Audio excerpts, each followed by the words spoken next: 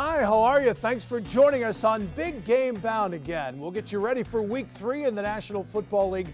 I'm Jack Doles, and coming up on this week's show, our playbook has Jarrett Payton provide some NFL analysis as he does every week. Our big matchups, we'll check in with our correspondents, Chiefs at Ravens, Packers and Saints, and the Wizard of Odds, Kenny White, joins us from Las Vegas. We'll start with the insights of Jarrett Payton. He joins us every week from Chicago. First, love the 34 jersey behind you there, Jarrett. You got any extras? Jack, for you, anything, man. I'm going to find one back in my storage area. I'll send it your way. All right. We got to start with the Bears. 2-0. Is this fool's gold? Are they the team you thought they'd be last year? No, it's tough, Jack, when you look at this team, and Matt Nagy said it this week, that after the game, he was thinking that his team is just okay right now, and that's how I'm feeling as well. And I appreciate Matt Nagy being honest about his ball club. They got to find a way to get better because they played a Lions team that's really not good, and also a Giants team not good as well. And you know, after losing Saquon Barkley early in that game, the Bears still had trouble to find consistency on offense in that game. And so they got to find a way as they go into this Atlanta game to be a little bit more consistent. But right now, to me, my feelings about this Bears team, they're just okay.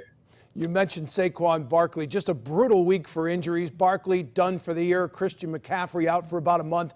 49ers lose Bosa. How do teams recover from such massive losses? Jack, they can't. It's hard. I mean, especially when you're losing key pieces on offense or defense, and guys like Bosa and guys like Saquon, those guys put up a lot of numbers, whether it's getting to the quarterback or also putting up yards and touchdowns. And it's going to be hard. So you're hopeful that, you know, your GM and your organization, they draft well to be able to have somebody that's next up and can get it done. But it's hard to be able to replace those top tier talent guys. And I think that a lot of these teams are going to have a hard time as the season goes on.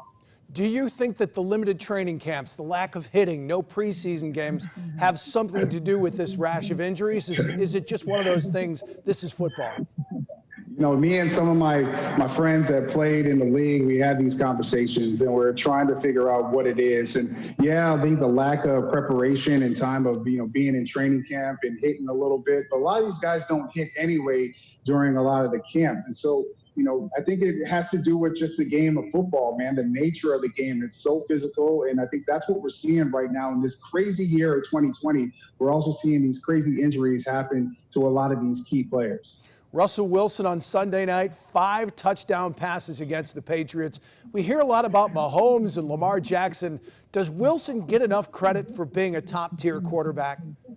No, he doesn't get enough credit. And when you look at how you look at consistency in the NFL, especially at the quarterback position, his name is right there. And I don't know why he gets looked over. Maybe it's because he's out on the West Coast and people, you know, don't stay up late to watch some of those games. But if you watch him and look at his numbers, he has been so productive throughout his career. He is one of those guys that is a top-tier quarterback, one of my favorite quarterbacks. And I know there is a lot of teams and a lot of fans around the NFL that wish that he was their QB1. Speaking of Mahomes and Jackson, what are your plans for Monday night?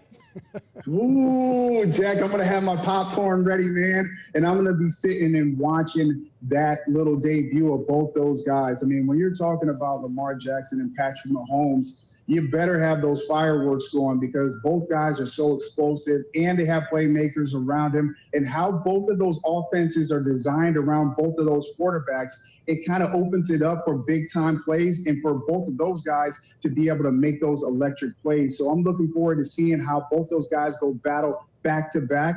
I'm still going with Patrick Mahomes on this one, man. I still think he has the edge. But when you have Jackson, you have Mahomes, that right there is much-watched TV. Yeah, that's going to be fun. Whose seat is hotter, Jarrett? Matt Patricia, Adam Gase, or Dan Quinn? Jack, they're all hot right now. All those guys are hot right now. And you know it. Listen, Patricia definitely is hot because, you know, defensive-minded guy. He was supposed to get that defense right out there in Detroit. Still hasn't figured it out. But I'm going to go with Quinn. I know the Bears are taking on Atlanta this weekend, and I look at, you know, what he's had to deal with. He's been on the hot seat, 7-9 back-to-back seasons. They're trying to figure it out, especially what they have on the offense with Julio Jones and Calvin Ridley, and then also as well with Matt Ryan. They're always looked at to be an offensive power. defensively, they have struggled as well. So when you look at it, I think the guy that's on the hot seat the most is Dan Quinn. He better figure it out in Atlanta. If not, it is going to be bye-bye for him. The marquee game in Week 3 is must-see TV, a Monday Night Football matchup between the Chiefs and the Ravens. We welcome back Rob Collins from Kansas City. How much did the legend of Harrison Butker grow with that performance on Sunday, Rob? Yeah, leaps and bounds, man. The dude, affectionately known in Chiefs Kingdom as buttkicker.com, kicked his way to legendary status indeed against the Chargers. The Chiefs, you saw him put them on their shoulders, reminiscent of the movie Rudy. When's the last time you saw that for a kicker? Crazy. To me, Butker resembles a hybrid of a GQ cover model and a mathlete, but don't let those looks fool you. That dude is a calculated kicking assassin. Butker even said he studied the nuances of the new turf there at SoFi Stadium leading up to the game. He even made a 70-yarder at halftime, but man, to make 3 field goals, 50-plus when it mattered most, he most certainly put the leg in legendary. Oh, mathletes, you got to love that. Rookie Justin Herbert over 300 yards passing in his first NFL start. Fourth quarter, a 17-play drive that killed over 10 minutes on the clock, and that led to a go-ahead field goal. Is there a concern about this Chiefs defense right now? A little bit, and Herbert definitely threw the Chiefs a curveball. I think he threw all of us a curveball, getting the start just a few minutes before kickoff with Tyrod Taylor's injury. It confused the Chiefs a little bit. He got the ball out very quickly, and the Chiefs couldn't really get any pressure on him there in the first half. When they did get pressure on, the problem was the Chargers were able to get yards after the catch because there was some poor tackling there by the Chiefs. Maybe a byproduct of the truncated offseason, maybe the first road game, or maybe because Baltimore was waiting in the wings. Defense coordinator Steve Spagnuolo even said before game 1, tackling was 100% his biggest concern, and we've certainly seen that play out not only with the Chiefs but with other teams across the league. And per those stat geeks, the Chiefs missed 29 tackles in this game, and that's going to be a big concern Monday night when the Ravens' powerful rushing attack comes a-calling. Yeah, they got to deal with Lamar Jackson now. Which Chiefs defender is going to have the most on his plate on Monday? Short answer, all of them. All of them. Jackson's unique skill set of throwing and, of course, running will certainly put the Chiefs in vulnerable positions. The problem is if you overplay Jackson, you open rushing lanes for Ingrams, Jackson, and Dobbins. Baltimore rolled up 230 yards rushing last week on Houston. Now, one strategy out there that's been effective before is use more speedy defensive backs to chase down Jackson instead of relying on the slower linebackers. That's dicey for the Chiefs, especially since they're without starting cornerback Rashad Breeland. They have limited experience at the position with Fenton and rookie L'Jarius Sneed starting. So I look for Spags to rotate a lot of guys to keep them fresh. Andy Reid told us run stopper Mike Pennell will most likely be good to go for this one. So there's some hope. And the Chiefs definitely have to figure out how to stop sustained drives to keep Jackson and company from controlling the ground game and the clock. Playing from behind at some point might just jump up and bite this Chiefs team if they don't get better on defense real quick. Yeah, Patrick Mahomes, MVP in 2018, Lamar Jackson, MVP in 2019. Do you expect this matchup to bring out the best in Mahomes? 100%. I think everybody does. We're all looking forward to this, right? Monday night has Ali Frazier flair written all over it. The 2 best quarterbacks in the NFL battling under the lights on Monday night. What more can you ask for, man? Instead of the thriller in Manila, we're going to be talking about folklore in Baltimore. Both of these 2 young quarterbacks are one-man highlight reels. Some stats here for you. Mahomes is 2-0 against Jackson. The Chiefs have won 11 straight. Okay, good. Baltimore is 12-0 in primetime games since 2011, and we've seen Mahomes struggle in primetime, 4-4 in his last 8 starts. But the $500,000 man is perfect in September. 28 touchdowns, no interceptions. Man, you can see the scenario where the Chiefs get down early, and then Mahomes' magic will hopefully bring him back. He's won 6 straight games, trailing by double digits. So Monday night will be NFL eye candy at its finest. And it's crazy to think, Jack, in Week 3, this game could be a tiebreaker for the #1 seed in the AFC. If I'm Roger Goodell, Rob, I am going to hire you to run my marketing arm. All right, serious question I can give you my email. All right, serious question. Andy Reid's visor looked a lot better in Week 2 than it did in Week 1. Are the shelves in Halloween stores in Kansas City stocked with Andy Reid costumes?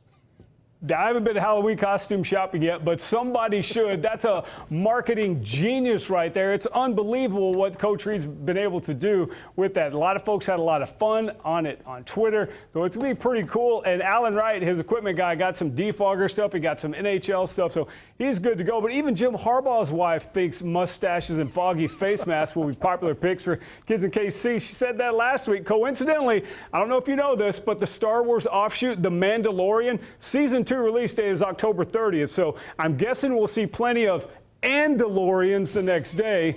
I'm anticipating a whole bunch of kids dressed up like Big Red coming to my door, but instead of having those pumpkin-shaped buckets looking for candy, they'll be carrying around empty fast food sacks asking for cheeseburgers.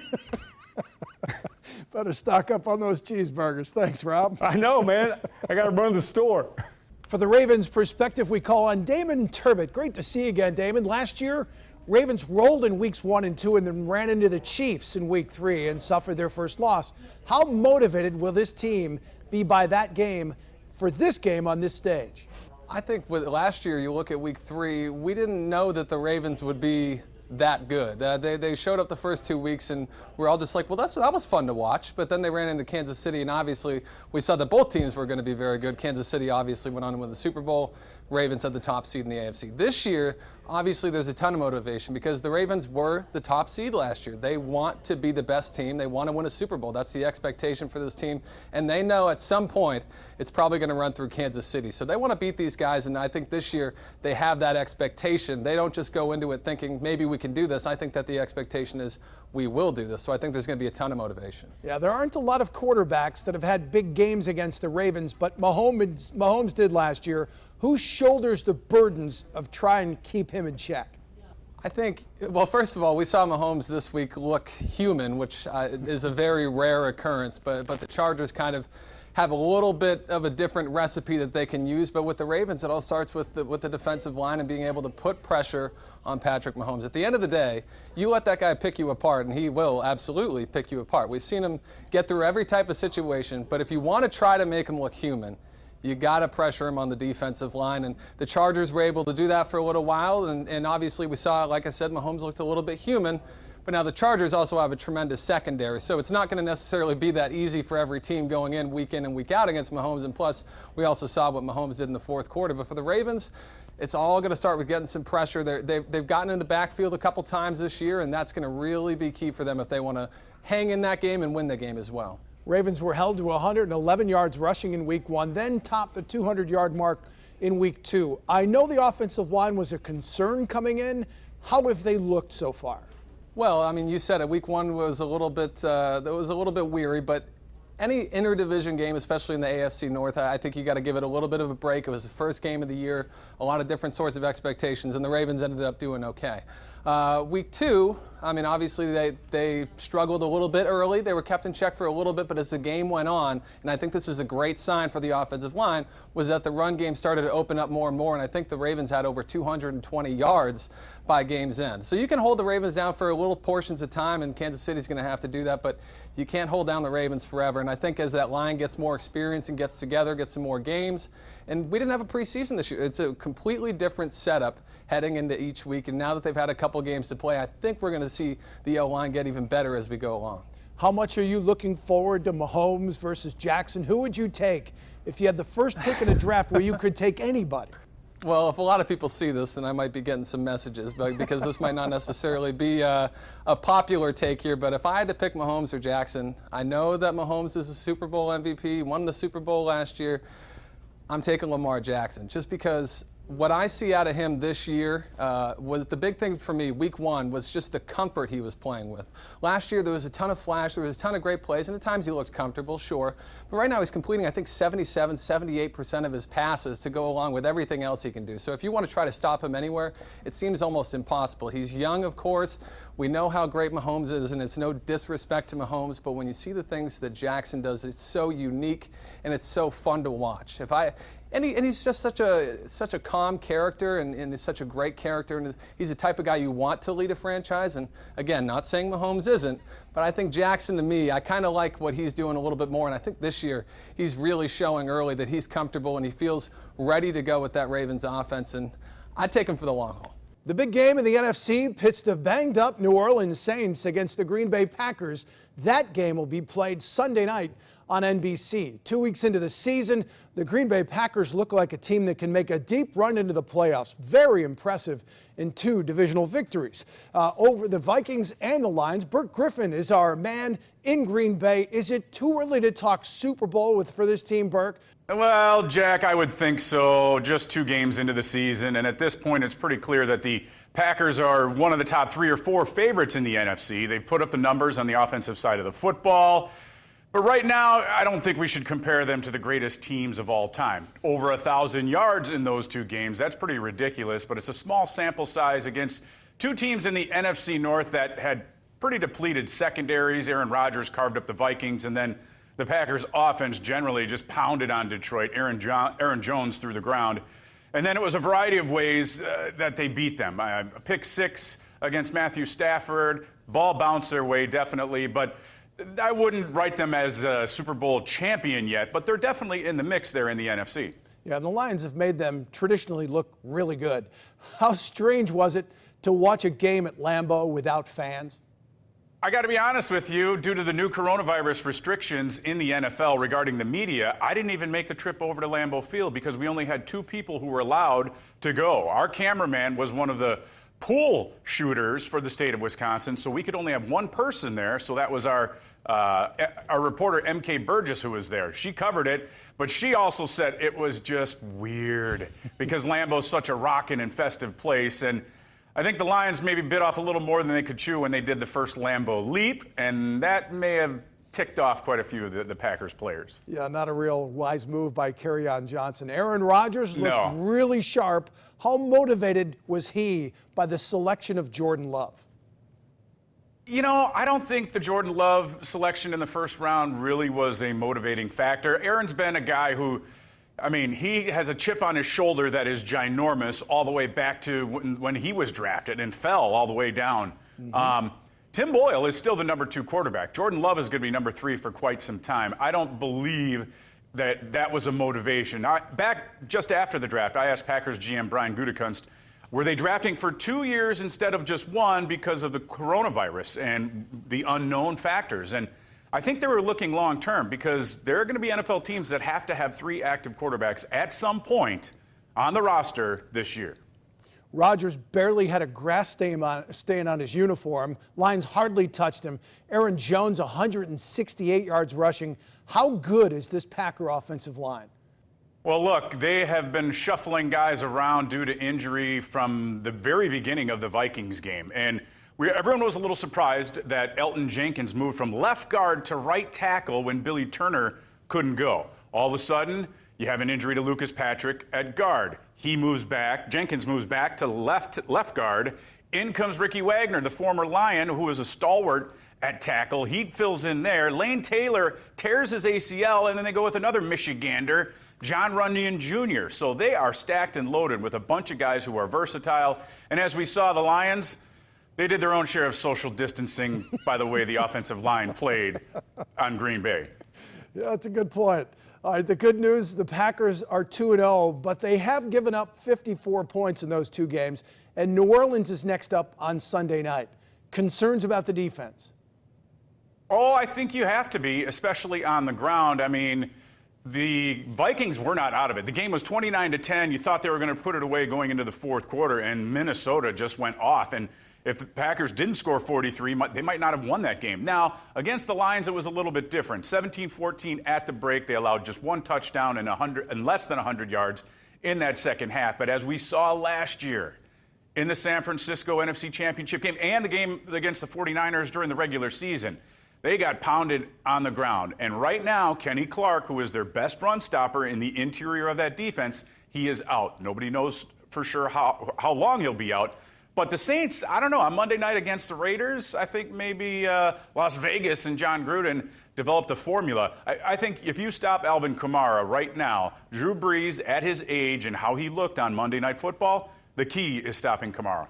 We're off to New Orleans now, where Ed Daniels covers the Saints for WGNO. Ed, you've seen Drew Brees play a lot of football. His numbers were pretty solid last night, but he didn't look like the Drew Brees that will be in Canton one day. Was his Monday night performance just one of those nights, or is age catching up to him? Well, you know, that's the question, Jack, that is debated here. It seems like on a daily basis in New Orleans, sometimes on an hourly basis. I wouldn't write his football obituary just yet. He didn't have Michael Thomas last night. Plus, I don't think the Saints' offensive line has had two really good games either. They won last week, but that was the defense, the kicking game, and some opportunistic plays that they made a week ago against the Bucs. So the Saints' offense needs to get on track, and I think one of the things that needs to happen is their offensive line needs to play a lot better. Yeah, and how much do they miss Michael Thomas? That guy is so good. Well, I mean, you know, there'll be a lot of speculation about that, especially this week after what happened, you know, last night. But the one thing that I would say about the whole Michael Thomas situation is this. You know, this game last night really looked eerily similar to the Minnesota game in the playoffs last year. Last night, the Raiders ran 76 plays. The Saints only ran 57. So that's a 19-play differential. Raiders had the ball for more than 36 minutes, and that's exactly what Minnesota did. So the Saints' offense and Michael Thomas, whether he's there or not, would not have been on the field long enough, in my opinion. Yeah, that defense had 2 picks against Brady, but struggled Monday against Vegas and Derek Carr. Now they have to face a Green Bay team that has been lighting up the scoreboard and do it on short rest. What needs to improve for this to happen? Well, I think the Saints will come back and play a big game on Sunday night against Green Bay. You know, they understand that that's one of the best teams in the NFC, and they'll certainly be ready. I think one of the things that people underestimated last night, at least I did, is that, you know, I thought the Saints would win and cover, but I think there was a tremendous amount of energy expended to defeat the Bucs. And last night, even though they had a 10-point lead early, you know, I don't know if the Saints really had all the wind in their sails. And, you know, maybe the energy and the effort just wasn't there. But, you know, I think they just didn't have that spunk through an entire game. And that was a Raider team that was opening a new stadium. Plus, they haven't beaten many good teams the last couple of years, and they were ready to take on the Saints, and they ran right at them. Yeah. Does this have to be the year for Drew Brees to win that elusive second championship? And if he wins, does he pull an Elway and walk into the sunset? Well, I think he's walking into the sunset at the end of this year no matter what. I really do. One of the things he said that caught everybody's eye in training camp, that he said on a Zoom call one day, "I'm on borrowed time." That doesn't sound to me like a quarterback who's longed for this league very much longer. So I think this is it for the Saints. And look, last year in the second game, Drew Brees was hurt. The Saints lost to the Rams 27-9. And a lot of people were kind of writing the Saints' obituary because Teddy Bridgewater was going to have to come in as the backup quarterback and Brees was going to be out 5 weeks. Well, guess what happened? The Saints still won 13 games. They haven't been 2-0 since 2013. Yet they've won more games in the regular season than any team in the league the last 3 years, and I still think this is going to be a double-digit win team. So put the brakes on all the talk about the Saints not being as good as we thought they were. You know, I just think that, you know, everybody needs to take a chill pill, all right? If it goes on for 2 or 3 weeks, then maybe it's time to push the panic button. But right now, I think everyone needs to chill out a little bit. They played a bad game. They got whooped. They'll be back at it next Sunday. We want to take a second to pay our respects to one of the greatest players ever to set foot on a field in the National Football League. Growing up in Chicago during the Walter Payton era, my father would always say, "Payton's great, but no running back was more exciting than Gale Sayers," the youngest player ever inducted into the Football Hall of Fame in Canton. Injuries ended his career far too soon. He was so fast, so elusive. There was nobody else like him. He was iconic and as classy as they come. On Wednesday, Gale Sayers died at the age of 77. One of the topics heading into this NFL season was social justice and players making statements. That conversation will likely be stoked again with the latest news that only one officer will be charged in the death of Breonna Taylor in Louisville. And the charge isn't for Ms. Taylor's death. In the heat of the summer, when social justice demonstrations were taking place all over the country, we caught up with former Detroit Lion and now Virginia City Councilman Don Carey to talk social justice, why athletes take stands, and lessons we can learn from Dr. Martin Luther King. What's the most important thing we can learn from Dr. King right now? Number one, the empathy that he felt right? He had the ability to feel the pain of the people in which he was leading. But number two was the rational way in which he went about, his protests or any movements that they set forth. There were not movements built upon emotionalism, but they were strategic in the way that they did things. I think now is a great time to take a page out of his playbook and to find ways to be strategic about our movements. Don, history has been kinder to athletes who've taken stands than society was at the time they've chosen to do so. Muhammad Ali was not loved. He's beloved now. We all know what Jackie Robinson had to endure to play baseball. Tommy Smith and John Carlos raised their fist on the Olympic podium, drew the ire of many. Colin Kaepernick cannot get a job in the NFL right now. As a black man, how difficult is it to speak your mind in this country? I don't think it's difficult at all. All right, every person must count the cost of the words that they say, or the things that they're trying to support, or the causes that they're trying to bring light to.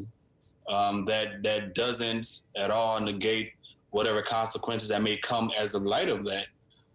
But we're in a society where if you have a phone, you're essentially a newscaster, right? So you can make your voice be heard. The real question is, are you prepared for, any type of blowback, if any, that may come from it? Last thing, Don, what's your advice to coaches and to leaders and how to spark change? Number one, I would say be the change you want to hope to spark, right? Don't be afraid to reach out to the generations after you with a legacy mindset to pass down words of wisdom, experience, knowledge to a young individual who desperately needs it in order for them to be whatever that change is you're trying to inspire or instill in a particular area. Kenny White is the Wizard of Odds. He's an odds maker, sports market analyst. You can see him on CBS Sportsline. He's also the author and publisher of Kenny White's College Football Power Ratings. You can get those in a PDF or a 3-hole binder. He predicts the final score of every college football game, basically telling you what the odds and the totals should be for every game. And he joins us every week from Vegas.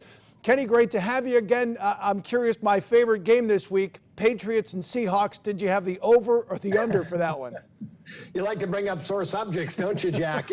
I've been saying for 2 weeks now, the NFL's a very, very smart business. They're an organization that knows what they're doing. And they knew with no preseason games, games could be boring, defenses could be way ahead of offenses. So what do?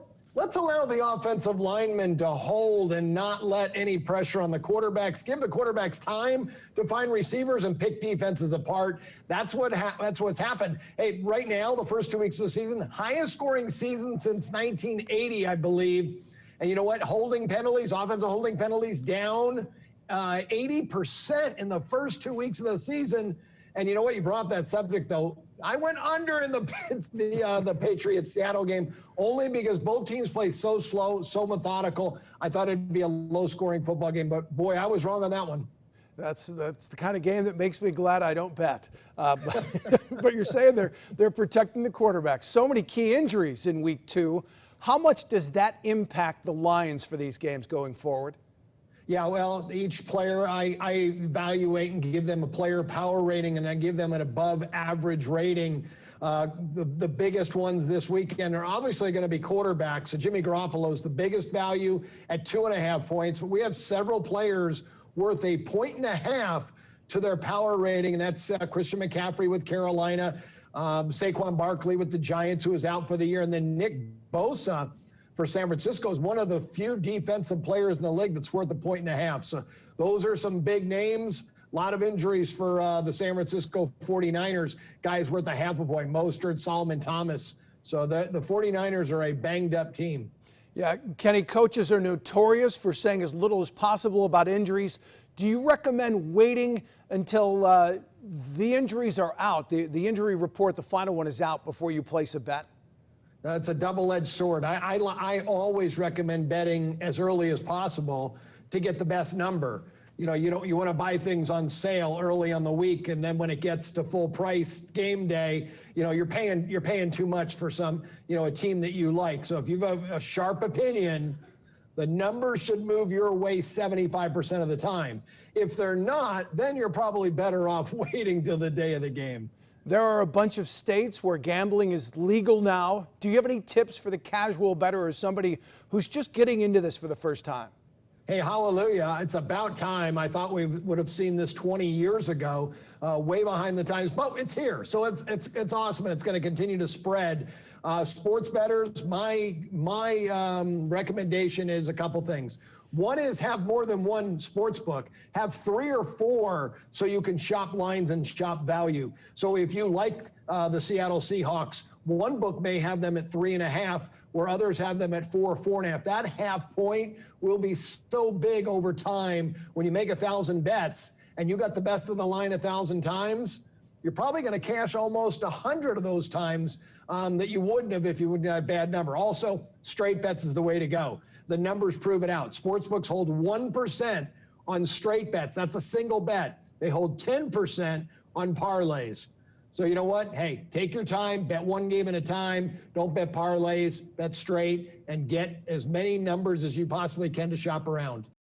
Well, that'll put a wrap on another week of Big Game Bound. A big thanks to Kenny White, Jared Payton, our correspondents, Ed Daniels, Burt Griffin, Damon Turbett, and Rob Collins. This should be another great week in the NFL.